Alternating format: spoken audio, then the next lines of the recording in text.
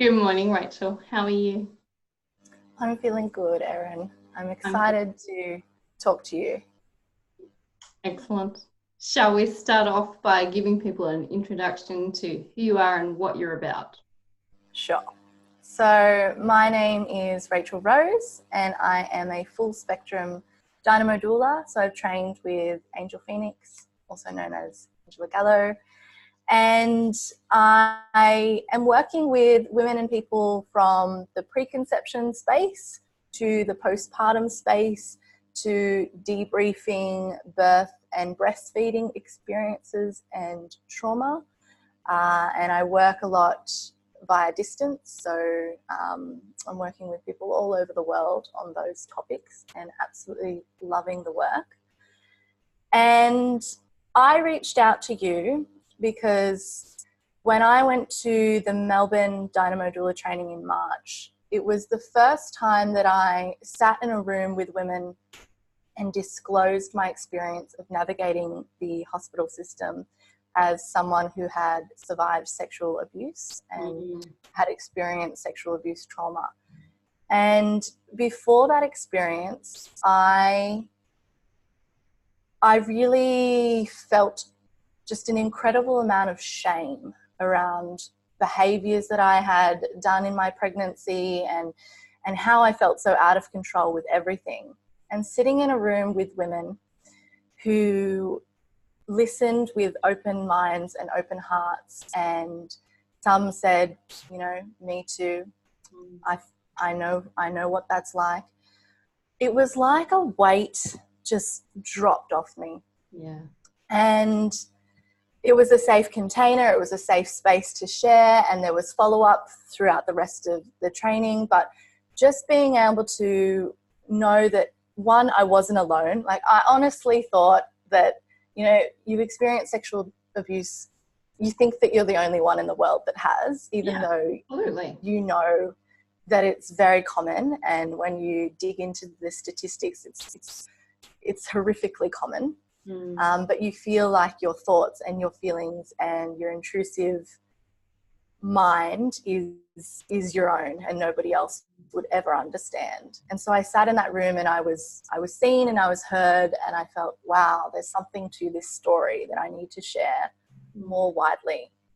And so I've been sitting on it since March, and then I reached out to you because I'm ready to share it now. I've been delving into healing modalities and been in therapy for 6 years, and I'm almost at a completed cycle with psychotherapy. I'm about to finish up there, and you know, I know my own boundaries. I know what's okay for me to share, and I want to destigmatize sexual abuse trauma. And I think we need to have this conversation because it is so common, and because it is almost guaranteed to come up during a pregnancy, birth, or postpartum experience. So that is why I'm here. I think it's such an important conversation to have, just as you just said. And what I want to add here, we were talking about it a little bit before we press record, but the idea that it's not so much about the details. It's not a requirement to go into the details, because one of the most important things about any sort of sexual trauma, whatever you want to call it, abuse, assault, molestation, like there's so many different words for it. And I think often this is where people get stuck, because one of the first things that often will happen if you're in a situation where you go to police is that they will ask you, well, what was it? Well, what was the details? And then there's this almost like sliding scale of, well, does that count or not? So what I want everybody to come into this with, to start off with, is knowing that it's this sort of synchronicity with birth and birth trauma. If someone says this was traumatic for me, that is it. You don't need to define it. You don't need to compare it to what someone else might have had. It's just, this is how this felt in my body. I'm not okay with this. Full stop. Absolutely. And we live in a patriarchal culture where sexualized violence is in our lineage. Like, if it wasn't us, it was our mother, or if it wasn't our mother, it was our grandmother, and if it wasn't our grandmother, it was our friend. So we're in this culture that it's just so prevalent. And sexual violence can be a look, or it can be many looks over many years by the wrong person, or comments by the wrong person, particularly if they're family members or if there's a power dynamic. And so the spectrum of sexual trauma is so vast. Yeah. And yeah, it's not about what happened. It's about how your body expresses the trauma or how your mind expresses the trauma. And so when I did go through my pregnancy, although I had been in therapy for a number of years, sexual abuse was not a label that I used to identify my own experiences. And it wasn't at the conscious awareness as it is now. But there was a body felt sense that something had happened, and you know, in a pregnancy, it brings that to the surface because your body is shared with someone else. And then when you go through a medical system, there's poking and prodding and all sorts of appointments that are centered around genitals. So it's kind of inescapable in a way. And so I wanted to talk about the fact that I went through a hospital system to birth. I was unable to get into a midwifery group program, so I did shared care. I had 3 GPs during that shared care because they left, and then I fired a GP. I wasn't happy with their behaviour around weight, stigma and fat phobia, and conversation for another day. Oh, good on you. Just interject with that. Like, good on you. Yeah. And so then I was seeing GPs, and then I was seeing midwives in the antenatal clinic, and then also obstetricians at various points of the gestation. And so through all of that, I would say probably 30 different faces. I have no recollection of names. I wouldn't be able to tell you a single person's name that I met. And as they do in the hospital system, they have an intake form and they get you to disclose whether or not you've had sexual abuse trauma. And I said yes. And then I swear to God that it was closed in a file and it was never mentioned again, or it never informed any kind of practice or behaviour from that point on. So it was like a leaking of knowledge from me. Like, I'm giving you this gift that this is what has happened to me, hoping that it would then inform behaviour. And nothing was ever said again. And really feeling like I was just the number on my yellow pregnancy card versus a person with experiences, with feelings, with, you know, this wealth of life experience that should be taken into account. I was just a number. I would wait for an hour and a half for my appointments, and then I would be in there for 3.5 minutes. Yeah. And they would be very focused on like checking fundal height and taking blood pressure and doing all of those things, but there was never any sense that this was like a transformational, emotional, spiritual experience. It was just sort of, okay, get you in, get you out. Yeah. And so I had a doula. I look back now and I actually don't think I disclosed to my doula that I had sexual abuse history. I disclosed to them that I was in recovery from an eating disorder. I'd had an eating disorder for 10 years, which is very related to the sexual trauma. But that was the language I put around my mental health. It was that I had an eating disorder. So that's all the information I really gave her to use. And then towards the end of my pregnancy, when I got to 40 weeks and then the conversation of induction started to ramp up, and then I started to have to advocate for myself in between 40 to 42 weeks, which is when I did end up having a induction. There was just so much anxiety. And as someone that has lived through sexual abuse where there's a mix of anxiety and pleasure and pain, and it's all kind of wrapped up in this messy bundle, when I was in such a heightened, anxious state towards the end of my pregnancy, the abusive, sexual, intrusive thoughts were at their all-time high. And so each night I would be just picturing myself being abused and violated and experiencing violence. And then I would be cradling my stomach and crying and telling my partner that I've ruined my daughter's sexuality because I'm having these thoughts and she's inside me and we are one. And just I can't even really describe how awful that was. And I've spoken about the anxiety publicly in terms of the induction and the pressure from the hospital and being an advocate, but I've never really brought up that this was another very significant layer to it all.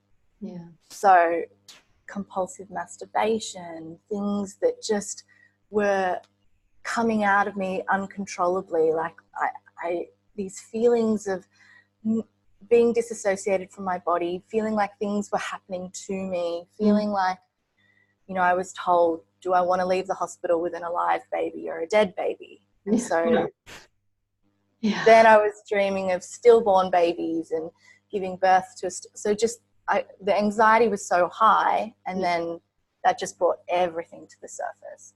And thank God I was in therapy, because I was able to, you know, cry and talk to my therapist about this, and she was able to really sit with me and honor me and say it's okay, and like she could understand why it was coming to the surface for me, and that I wasn't ruining my daughter's sexuality for her whole life. And the fact that I was consciously aware of, you know, even the effect of my stress on her showed that I cared deeply and that I was a good mother and that we would get through it together. And so that was, I'm so glad I had that, because I really could have gone very, very dark and maybe even disassociate from the whole experience. Like, I feel like even though it was really difficult, I was very still attached to my daughter, and I was very aware that we were doing it as a team. And so to fight against a medical induction, I started to do things like natural inductions, which, you know, I know more now. I'm also a doula now, and I don't think I ever would have been able to go into labour naturally with the pressure that I was experiencing and what I was going through mentally. But I tried all of the things. And so, you know, you go to forums and you read what to do, and, you know, eating pineapple and bouncing on balls, that's all fine. Did you eat a couple of pineapples? Till my mouth was raw, and I'd eat dates until I'd have diarrhea, and like that's all fine, whatever. But, you know, I heard that sex could help. And so I was like, oh, well, let's just do that. And I have a beautiful partner who's very supportive, and we've been together for 7 years, and he's been with me through my sexual abuse healing. And so, you know, he's a safe person to explore things with, but the energy that I was bringing to that sex was just a repeat of doing something that I didn't want to do for the sake of others, and not for the sake of him, not for the sake of his pleasure. It was like, let's have heaps of sex so I don't have to have a medical induction. And very heavily pregnant, not feeling well. I vomited all throughout my pregnancy until I gave birth. And so there's no beauty in that sex towards the end of it. It was really just like a means to an end. But then what that does to someone who has experienced sexual trauma, it kind of takes you back into that zone of feeling like you're out of control and you're just doing it for the sake of doing it. So there was lots of that happening, which I'm sure didn't help overall. And then there was the offer of stretch and sweep. And now all throughout I was pretty adamant. I did not want to have stretch and sweeps. I did not want to have cervical checks. I kind of knew the link between, you know, past trauma and how that could potentially stir up feelings. However, in the circumstances, I really didn't want syntocin and induced labour. And so I thought, okay, if this is going to buy me time, then I will consent. But then, knowing the position that I was in, it really was coercion in the form of consent. and having a male doctor, you know, explain to me the process and say, it's not painful, it doesn't hurt, you know, it's not that bad. Yeah. I've had two and I'm like, Yeah. And I was crying and saying, I don't want to have it done. And he was saying, look, you don't have to. And I walked out of that appointment and I remember going, oh, but this might be my only way to not have that induction. So I'll do it. Lure, isn't it? Like, oh, maybe. Yeah. Stories like you get the stretch and sweep, and then like a couple of hours later, hey presto, off you go. Yeah. So I walked back into the appointment and I said, okay, all right, I'll do it. And even just that, it's like a resignation versus any kind of wanting to do it. And look, he talked me through the process, but it was painful. I found it painful. I found that my legs were very tight. I felt very closed off. Like, it's the positioning, you know, I take a lot of time and effort with my pap smears, with building a relationship with that GP, informing her that she needs to talk me through the process. And I wasn't able to explain in that moment that like I need a lot of time and buffer and breathing, but I didn't get that. And so it was painful. It felt violating. I left. I went to the bathroom. I was bleeding. I cried all the way home. And then I can look back with a lens now. I didn't have this awareness then, but it kind of triggered off that good girl, submissive thing. So I went back for 3 more. Yeah, wow. So I had, you know, 3 or 4 stretch and sweeps in the space of a week. And each time it's just like pulling me back into that space. And I did it. Rachel. Oh my goodness. Yeah. I know.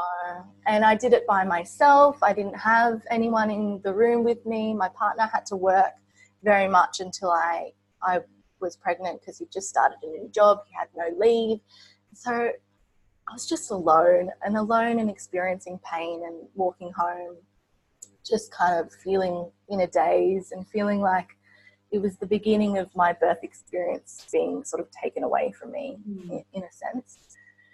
And look, it didn't even avoid a medical induction. I had one at 42 plus 3 days or something like that. And that was purely like I couldn't handle it anymore. I couldn't handle the stress of the idea that I would be responsible for a stillborn baby, all of that kind of jazz. So I went in and then I had prostaglandin gel inserted. So again, it's like more things in my vagina, more touching of the genitals, starting a labor like that. When my whole pregnancy, I dreamed of laboring at home and, you know, having a beautiful space, having my dog there, being on the deck. Like I'd spent a lot of time visualizing what I wanted, and then it started in a very sterile, medicalized way. Now, being that I was 42 plus a couple of days, I did go into labor from the prostaglandin gel. And I was transferred to the birthing unit. But to transfer, they need, whether that's 100% true, but they told me they needed to do cervical checks to measure dilation so that I could go from the maternity ward onto the birthing unit. So that started a process of cervical checks.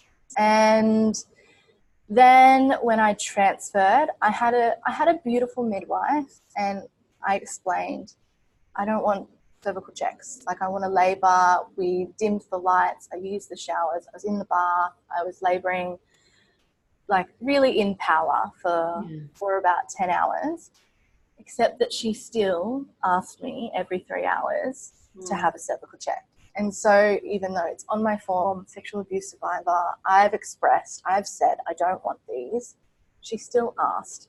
And I ended up getting my hospital notes. I applied for my records because it was incongruent with her as a person. She was actually like very supportive of me moving. The telemonitoring kept breaking down and she's like, don't worry about it. Like, we'll kind of work around that, fudge the numbers. It's okay. You're doing so well. She's like, you should home birth next time. You shouldn't even come into the hospital. Like, thanks, but I'm here now. And, you know, super supportive of the fact that I wanted to have a physiological birth, even though it had started with prostaglandin. But then I can see in her notes that she's writing, Rachael is refusing cervical checks. Rachael is refusing cervical checks. I need to check. I'm not sure what's going on. And I can just see that tension, seeing her notes and knowing how she was with me, going out, probably getting pressure from the obstetrician on charge or whoever, the head midwife. You need to find out where she is. You need to find dilation. And so then eventually, I think 6 or so hours into it, she's like, look, we really need to do one. We don't know how baby is. And the language around that frightened me. Like, we don't know if Bubba's feeling okay. We're not getting much on the telemonitoring, which, look, I know as a doula, some of these things don't even have evidence, but it's in the hospital system anyway, and that's common practice. And so I consented to a cervical check, and lo and behold, I hadn't dilated in the 10 hours or 6 hours or whatever. And yeah, just measuring my body's progress through fingers in my vagina is just not what I wanted in a labor. And it's not what anybody wants. Like, it's not what anyone wants, but also physiologically, like the cervix can close when it's not feeling safe and comfortable. And to get me out of the bath, to go on a bed, to lie on my back, to have a cervical check, and then to find out the dilation was only around 4 centimeters. Well, look, it could have even been bigger just moments before that, and then I could have closed up completely. Like, mammals in the wild can stop the labor process altogether if they're feeling unsafe. Yeah. But psychologically, I had a crisis of confidence, and then I opted for an epidural and then syntocinon, and then it was a very intervention-heavy birth, which ended in birthing on my back, supine position, legs in stirrups, having no sensation whatsoever of my genitals, having no sensations of contractions. They lost all of the reading on the CTG monitoring, and so they weren't even able to tell me when my contractions were coming. Like, I literally felt like a dummy, like a dead weight. I had no idea. And so they said, oh, do you feel anything? And I'm like, oh, I feel kind of a sensation in my anus. And they're like, okay, go with that. And so I'm just pushing at these weird points, and they're kind of coaching me through all of that pushing, and my legs were shaking like uncontrollably, to the point where my doula had to hold down one side, my partner had to hold down the other, or they were just like rocketing off the bed. And it's bright lights, there's multiple people down there. The obstetrician had come in and said, we're not getting any readings, we don't know if baby's in distress, I think you should have an emergency cesarean. Like, I'm going to go potentially prep for that. She would leave the room, the midwife would say, no, don't listen to her, you can have a vaginal delivery, like, let's do this. And so it was like push, push, push while she's away. And then she got called into a cesarean, thankfully. Well, not thankfully for the other person, but it was just like this lack of respect for what was actually going on there. And just not what I'd pictured, and just being on my back in and of itself and having to be held down. Oh, it's not a good place for a survivor of sexual trauma. No. Now, giving birth, when she came out, my daughter was placed on my chest, magical, beautiful, amazing. And things melted away almost instantaneously. And we got to have a beautiful golden hour. And I mean a golden hour in the sense that there's still bright lights, things are still happening, Silver hour? Bronze? Yeah, bronze hour. But, my partner's there, he's crying, we're relishing it, it's gorgeous, the hormones were flowing and all of that kind of thing. Then this OB comes back into the room, and she wanted to repair a graze, a tear, probably shouldn't have even needed stitches, but anyway.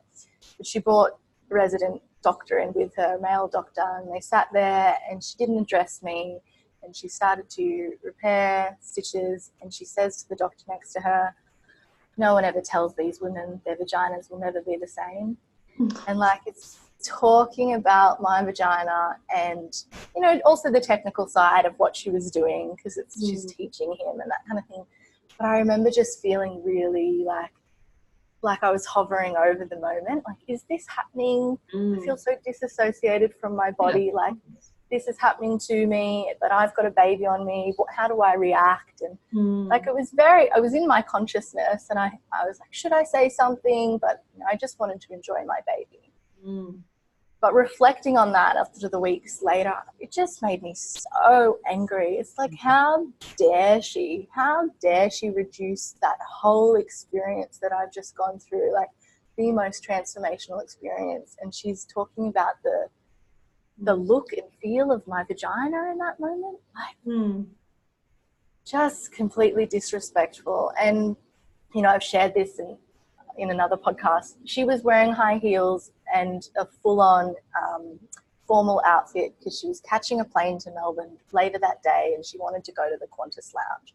She had a very expensive handbag on her arm the whole time during my labor. And so just that, like, where is the reverence and respect to the birthing person when you're like dressed to the nines and all you can talk about is the Qantas lounge? It just makes me think of like, I don't know, like Barbie OB, like, yes, in an outfit under the handbag, and just very bizarre behavior, truly bizarre behavior.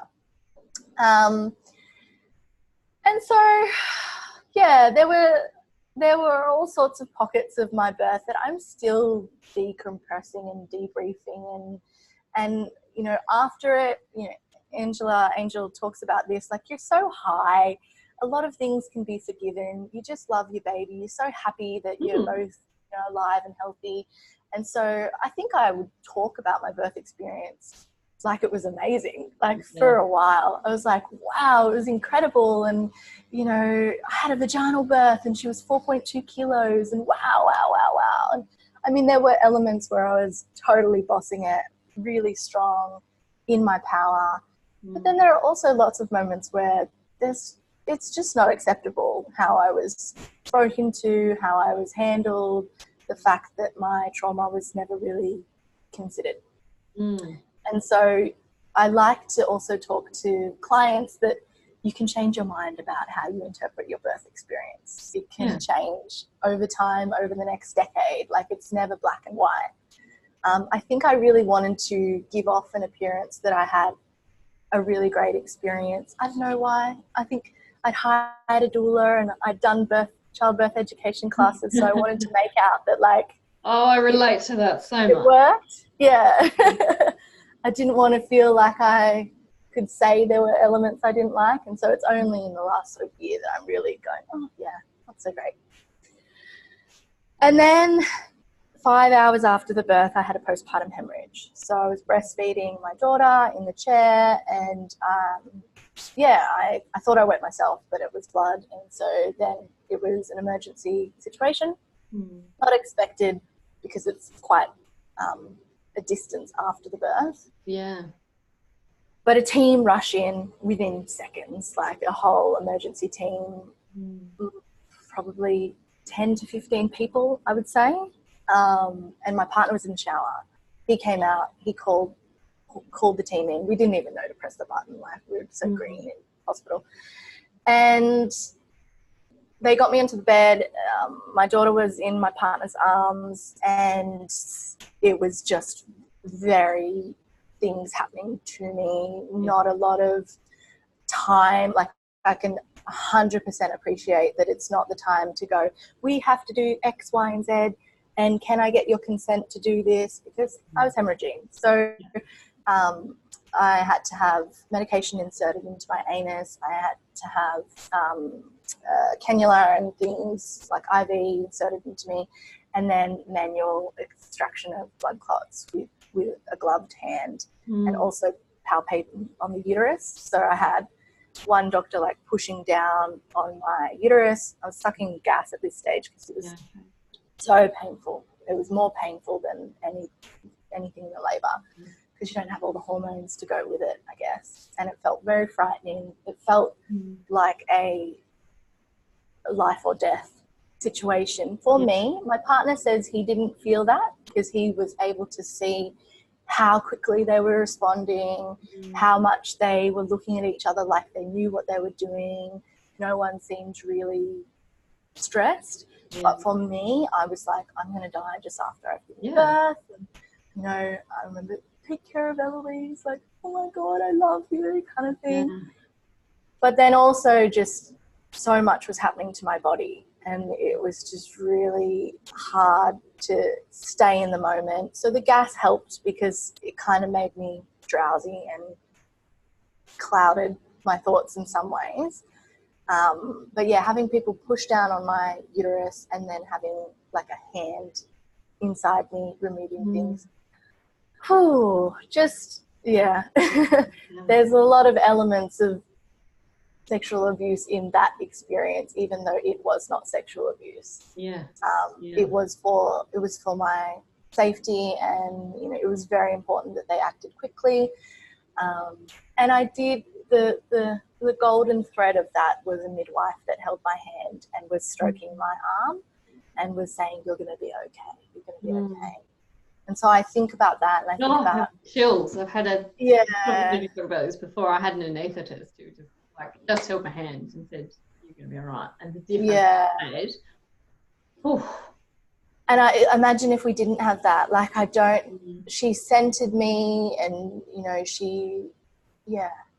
and then she came and she checked on me the next day, and that was probably the only continuity of care I had in the whole 10 months of my experience. Is, you know, her coming the next day and checking up on me and remembering that I'd had that experience and being worried about me and wanting to make sure I was okay. So yeah, just holding my hand and stroking made a huge difference. And so I think, you know, we'll jump in at the end about how doulas can support, and I think that is a profound way, just being physically present with someone when they're experiencing something that is outside of their control can be an anchoring, and it made a world of difference.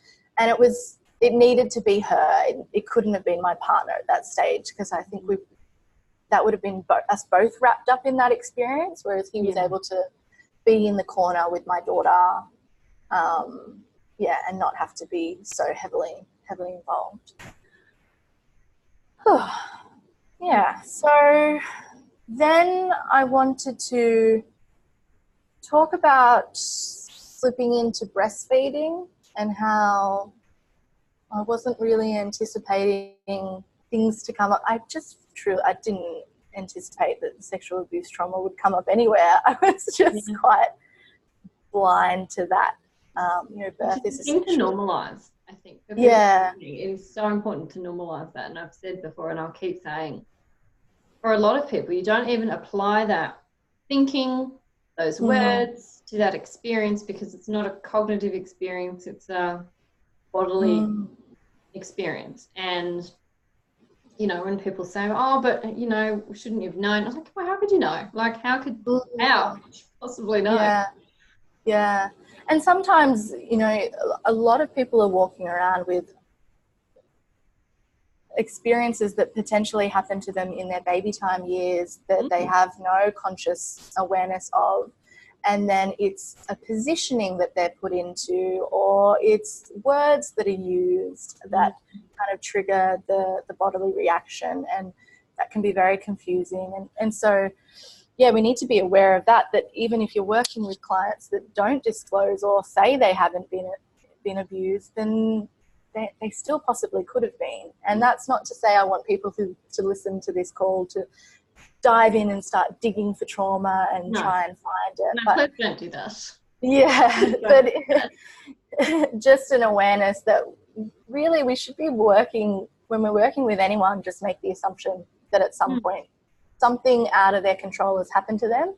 And so therefore, if something out of control happens in the birth experience, it can trigger a reaction. Yeah.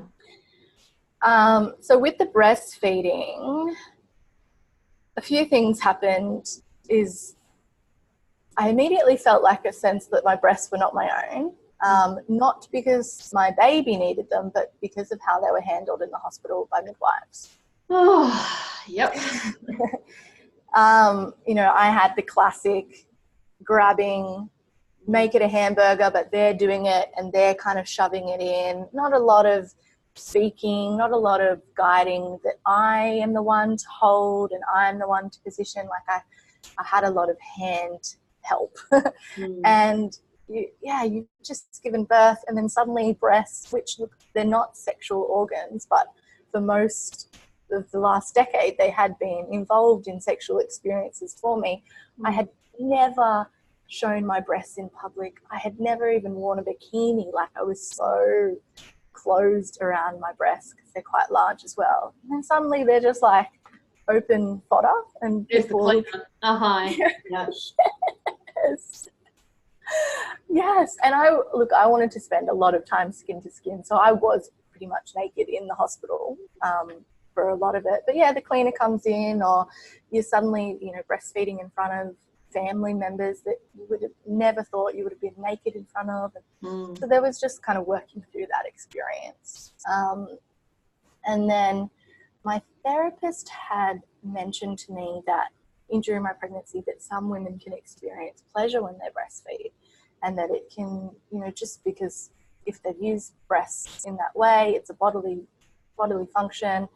The sucking motion may experience arousal, or, you know, increases oxytocin. We know that.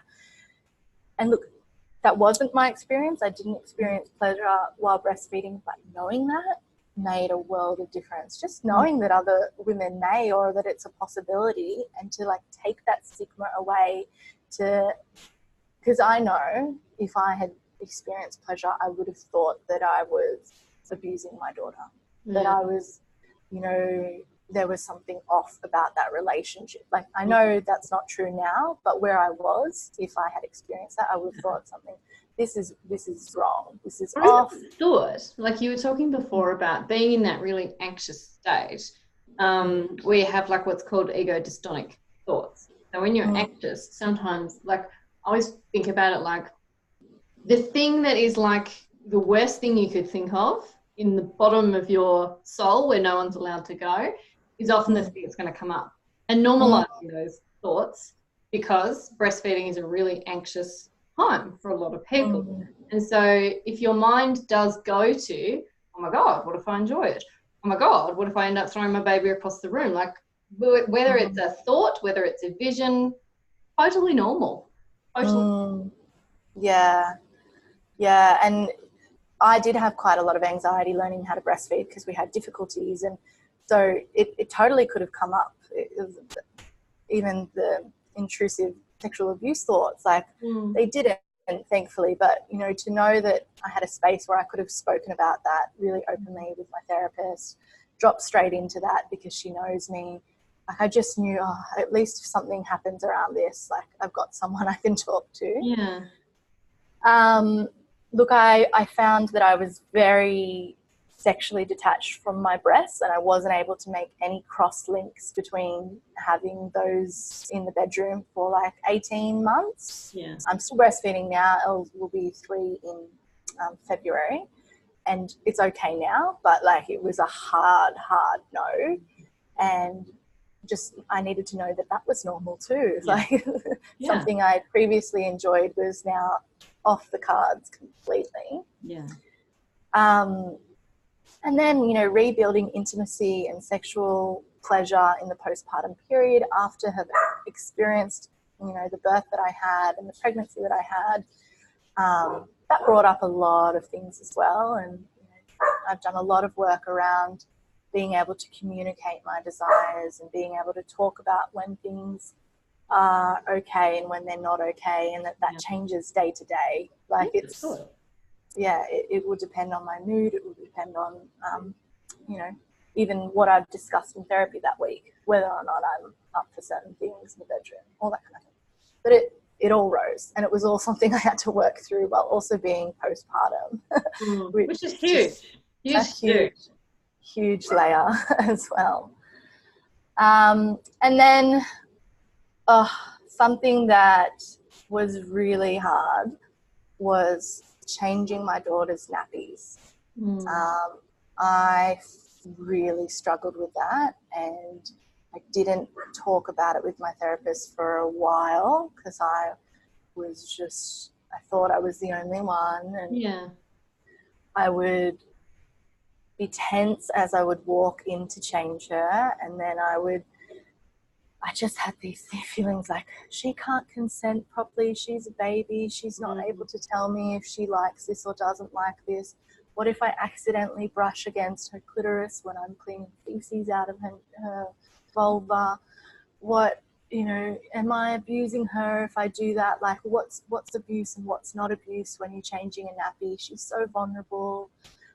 It was, you know how often you have to change a newborn nappy? It was like rising to the surface 10 times a day.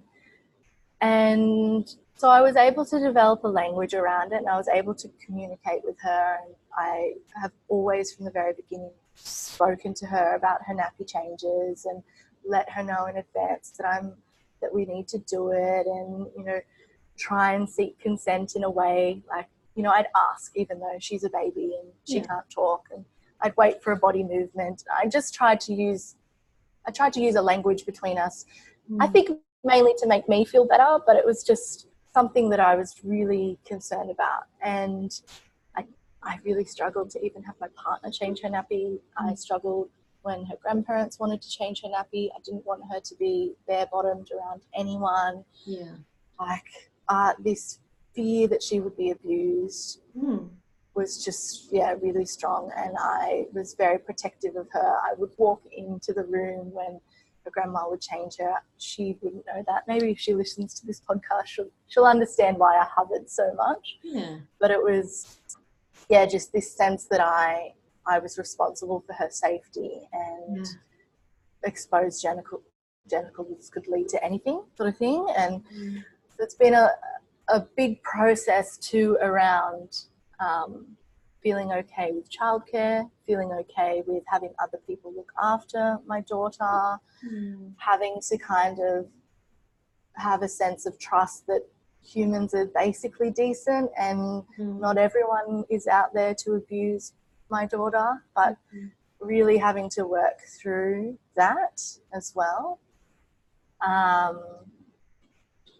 And then trusting that I have a good sense of intuition and I'm a good judge of character, and through having experienced sexual abuse and violence, I actually can kind of sense when people are not safe people, and I can put blocks around certain things. And so in a way, having that experience makes me a very, very conscious parent around the fact that this is a possibility that will happen. And I won't be able to protect her from every circumstance ever, but we'll have a language to explore bodily autonomy and consent and safe people and secrets and all of this kind of thing. So in a way, it kind of brings a whole layer to my parenting that I'm quite grateful for. Yeah. Which is funny to say. But rather than ignoring it or just going through the motions or just thinking it will never happen, like, I've got this sense that I can kind of set my daughter up as much as I can. And then also, if anything were to happen, we have tools. So we have support, and trauma is not a life sentence, and there is growth that can happen after it. And so while the thought of it is horrific, on the surface, I know that we could get through anything together, sort of thing. I'm going to check my notes. Have a breath. Yeah. My dog's barking as I said he would. We've flipped into toddler breastfeeding now, which has been really quite healing for me. So I'll just click so my dog comes here. In that I'm able to really hold claim on my body and tell my daughter when I'm not wanting to breastfeed. It's a different story when they're newborns and little babies, and their need for breast milk is all consuming, and you can't you can't offer other things and you can't do other things. Like sometimes it's breastfeeding and it's breastfeeding often and for hours, and that's the way it is. But as a toddler, you have more wiggle room, and she's, you know, creeping up to 3. And I know that there are other things that we can do instead of breastfeeding if I don't want to. Yeah. And being able to, on a daily basis, say, I don't want to do that right now, Elle. This is mummy's bodies. This is my breasts. She used to call them her boobies, and so we've really done a lot of work around, no, these are mummies. These are mummies. I found it really healing. And I've actually found sharing my body through breastfeeding and the connection that I have through my daughter through breastfeeding really healing. And now that's not to say that's the case for everyone. I know that some survivors are very nervous about breastfeeding, very nervous about, you know, the loss of control, and some survivors will choose not to breastfeed. And, you know, there's got to be an openness and a willingness to hear that conversation too. But in my experience, it has been something through the support that I've received through my family, like my biggest breastfeeding advocates. Yeah, I found it really, really beautiful to be able to just know that my body is not broken, it's magical, we speak a language together, I can anticipate moments before she's even going to cry, I can get letdowns when I'm thinking about her on the way to pick her up from her nanny's house. Like, it's given me a real way to check in with my body in a way that I haven't ever had before. Yeah. So that was an unexpected delight. And I think it's why I'm really happy to continue breastfeeding until not when she decides to stop, because it is a relationship, and it'll be when we both, so it's either going to be when I want to stop or when she wants to stop and we both want to do it together. But because now I'm really clear on my boundaries and I don't just breastfeed all day, every day, I feel like we can get through another 2 years if we both want to, because I'm receiving so many gifts from that long-term relationship as well. Yeah, I think that's the main things that I wanted to talk about. Did you have any questions from things that I've mentioned? I guess in terms of, for people who are listening, who are birth workers, who will then say, what could have been done differently? So we sort of, if we go back to the start, I guess, where from that moment where you ticked a box on the form, what would you like to have been done differently? Which is a very loaded question, because I'm careful about how I'm saying this. It's implying that it's something that you should have done or didn't do. Yeah, no, I don't interpret at all. that as, yeah. The onus is not, you know, like it's what, I can't even remember what the phrase is I'm looking for, but like we've got to stop, you know, asking people who are the survivors or victims or whatever terminology you want to use and find useful for the answer and for the solution. It can't come from that. But I guess it's a two-loaded thing, because I know a thing that happens a lot is it's kind of like, oh, I just want to drop this and run. And so through that process of, well, let me not put words in your mouth. What would you like to have been done different in terms of choices, options, maybe? Sort of like, here's one thing you should do. Maybe we can talk about what are some options that might be helpful. Yeah. I think a really important one is choosing a care model that will support you. And look, we don't have a lot of options in Australia in terms of continuity of care. It's not as widespread as it should be. In Wollongong, only 9% of women who apply to that midwifery group program get in. So I didn't have, that choice was taken away from me. But whether or not I had more serious discussions, potentially with my doula or with myself or with my partner about, okay, I can quite clearly see that this model of care, shared care with the hospital, I'm going to see like so many different people. They're not going to know my name. What do I want? Like I thrive in relationships. Where am I going to get that? And if I had thought more seriously about that, I would have explored independent midwives and home birth. Now that has a cost attached to it. It would have cost me $5,000. It's not accessible to everyone. But you know, I wish I would have explored that more. So really digging deep into your care model. If you're birthing in the private system and you're thinking, okay, I'm going to get continuity of care because I'm going to have an obstetrician and I'll know that person all through the system. But then you've got to think about, okay, well, what are their intervention rates? What are their episiotomy rates? How often do they use cervical examinations in their routine practice? What does their induction rate look like? And so you need to kind of be armed with these things, because all of the interventions in births in the medicalised system may or may not have repercussions on your trauma. So really digging into that side of things. I would say if someone discloses to you, then it needs to inform your practice, and it needs to be more than one conversation or just okay, yep, all right.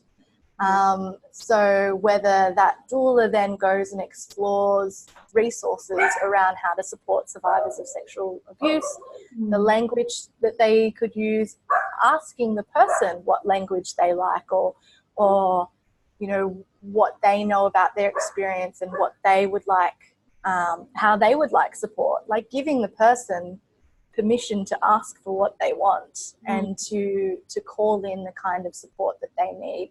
So that might be the doula going to appointments at the hospital with them. And that could be out of what a normal client-doula relationship might look like. Typically we meet in people's homes and we have prenatal sessions and that kind of thing. But if you've got a client that is like, I need support at my appointments, then you could package up something around that. It might be debriefing after every single appointment on the phone, and, you know, saying, or debriefing before and giving that person a script to work off. So sometimes survivors, or we can struggle with boundaries, or we can struggle with language, and we can struggle with a hard no. So having a script, or being able to practice a script with the doula. So the doula might say, okay, you're going to your 40-week appointment, 100% the topic of induction is going to come up. Do you want to like workshop how you would respond to that? And maybe it's even you have like a piece of paper printed out, and if you could, you know, Lotus, my friend and a fellow Dynamo doula, she says every single appointment that she went to, she walked in and said, hello, I'm a sexual abuse survivor. Now, not everyone can do that. Not everyone can be Lotus. Not everyone can be Lotus. But if you had a piece of paper and you handed it to them, or there was some way, or if the doula is there and the doula was able to say, are you aware that so-and-so is a sexual abuse trauma survivor, and we need to be, you know, mindful of this. Like bringing it up more than one and done, and nothing changes from that disclosure. Because that's more harmful than anything. That's just like, okay, well, why did I share that if nobody's going to do anything with it again? Yeah, which re-traumatizes potentially from your first experience of ever telling anyone anything. Yeah, and it not being taken seriously, or someone saying, oh, that's not that bad, or, you know, it can bring up so much. And honestly, just having a safe and supportive witness, just someone listening to you and acknowledging that, you know, it is tough, and anticipating, like Angela Gallo has the term like doula hawk eye, and I would say that you would use that not only in birth and labor, but during the pregnancy. Like anticipate certain behaviors, anticipate that anxiety may be heightened, anticipate that the final weeks of pregnancy may be even harder for this person, and they're already hard for everyone. But just like going into it knowing that there's a lot of psychological and emotional support that really needs to be given to this person. And then for that doula to have a network of support who they can debrief with, especially if they've themselves experienced trauma, you know, not offloading their experience, but having people like Lotus or like yourself, where they could potentially book in a session with and be like, oh, this is happening. Like I need support. I need resources. Because I think just going in blind and hoping for the best is going to end up in doula disappointment in some way, because that Yeah. person will look back on their experience and think, oh, I wish I had more from you. I think And that, it is asking a lot of a doula, and yeah. like I want to acknowledge that, but Yes. it's part of our role, and we work with women, and women are sexually abused. Yeah. And so we can't bury our head in the sand and just believe that our clients are going to be the exception to that rule. Not at all. I think for me, in thinking about how I would like people to practice, I suppose, is the choices on both ends. The choice from the person revealing, what would you like to have happen next? One option is, I've disclosed, I don't want to talk about it any further, or I don't want to talk about it at this appointment.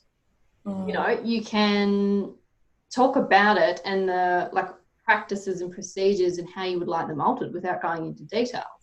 But it's same like for the person on the receiving end. I also absolutely don't think it should be like, here, this has landed. An option has to be, okay, this is outside of my area of expertise. You can still support someone without supporting them through that particular pocket in the sense of actually having to do something. I think sometimes people, or at least when I get questions from people, it's often this desire to do something, like give me something to do.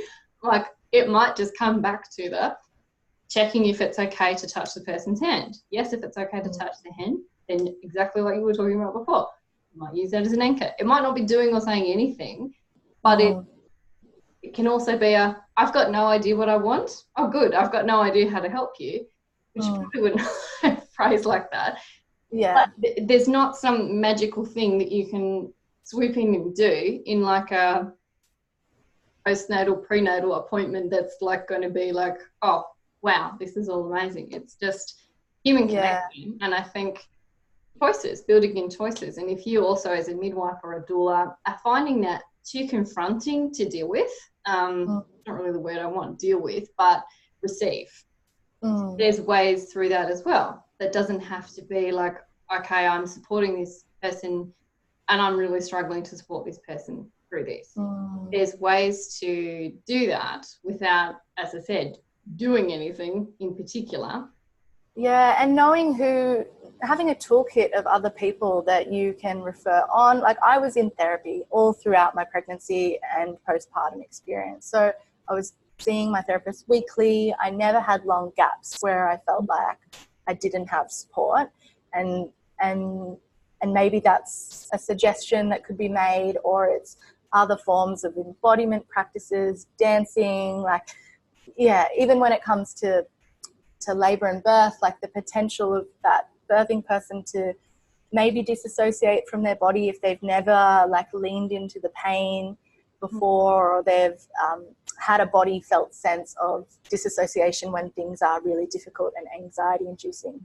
And so as a doula, it could be bringing that person back to the moment through dancing, through stomping, through, you know, vocalization. So it's the normal doula things that you do to support a woman through labor, any woman, but just always having it in the back of your mind that this person has an extra special set of circumstances as well, and to help that and inform the practice. But yeah, no, it's, you know, doulas can't be responsible, and there's no saving, there's no like fixing or solving this. The person that is experiencing it like needs to come to their own healing journey, and however that is, but just having the awareness as well that certain birth interventions could make it more difficult for them and that sort of thing. And then having space after birth to provide an opportunity to debrief, to refer on if necessary. And I just, you know, you can't fault the doula human to human relationship. There's magic that happens in that alone. It's just getting to know someone on such a deep level and witnessing their transformation. And, you know, that can sometimes be totally enough as well. More than enough, I think. I suppose just even with trauma in general, something I was thinking about just when you were talking is like even just the power of like facial expression. And then pockets, so there's not a lot, but there's pockets of research showing that when you're in that active trauma, whether you're stuck in like dissociation or something else, there's some research showing that when you're in that, you tend to interpret neutral faces as being threatening. Okay. Something, that I was just reminded of when you were talking is like, how much my own doula, even just her, like not getting up in my face, but sort of just putting her face near my face and kind of showing me that she was concerned. Because at the time, when all the things were happening around me, everybody did that, like, keep a straight face. Because I think it's not even a conscious thing. It's just like, oh, all right, we don't want to let on that we think something might be wrong. And so having someone, and my husband's just like the most stoic, whatever guy anyway. So actually having someone show me without like interjecting all her, like, I'm really concerned, but just seeing someone else's face that's encouraging or like just being real and going, I don't know what's going on now. I found that really, really reassuring. Yes. Yeah. Just facial expression. Yeah. Because it's just like acknowledging that what you're actually feeling is real. Like everyone else is kind of ignoring they're attending to you and they needed to do their jobs, but having your doula just mimic you, like reflect what you're feeling back to you. Yeah, that's really powerful. And I would say that's two things. Like even, but not, if you had no skills in this whatsoever, you could, it is difficult, I think, when you're the midwife or the obstetrician and you've got like a role that involves like emergency procedures. Absolutely. But I think we can take 2 seconds to just look at somebody. Like, look at them. Don't necessarily put up your whole everything's fine kind of face. I think about like the eyebrows going up. I just hold someone's hand. Like that's human connection, like you're talking about, which requires no like loads of training or anything else.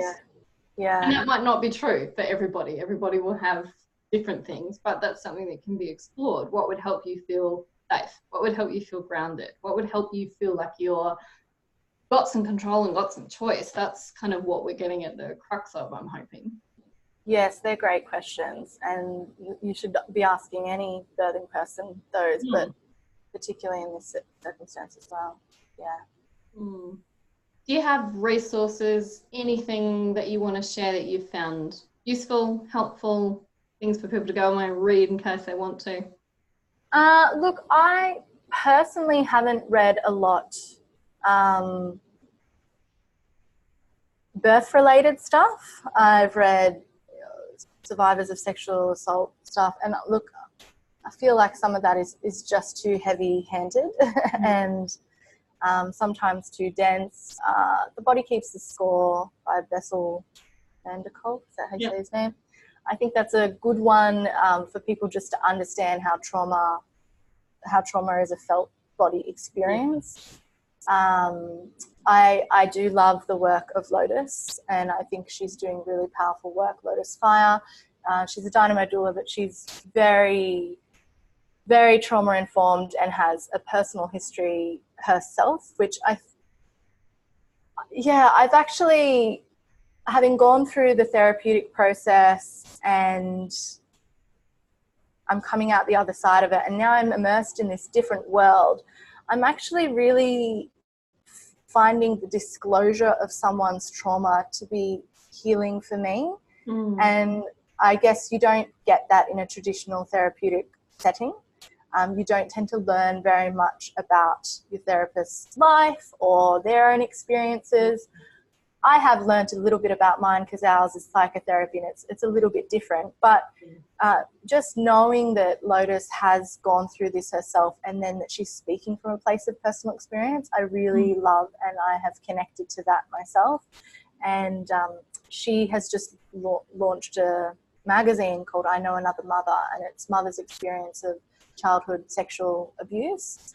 And I think reading stories like that, being immersed in other people's experiences, you could just gain a lot from that as well. Just to know how trauma manifests itself in physical reactions, in intrusive thoughts, in behaviours, kind of getting an understanding on that. Look, it's not light reading. It's not, it would take a commitment to kind of seek this stuff out, but I think it's important. And then, bringing it back, number one, the doula needs to be looking after themselves. The doula needs to be modeling self-care. The doula needs to be managing their energy in any situation. It doesn't matter about previous experiences, but you are responsible for the energy that you bring into a pregnant person's space and a birthing woman's space, and know that that can impact them as well. And so, yeah,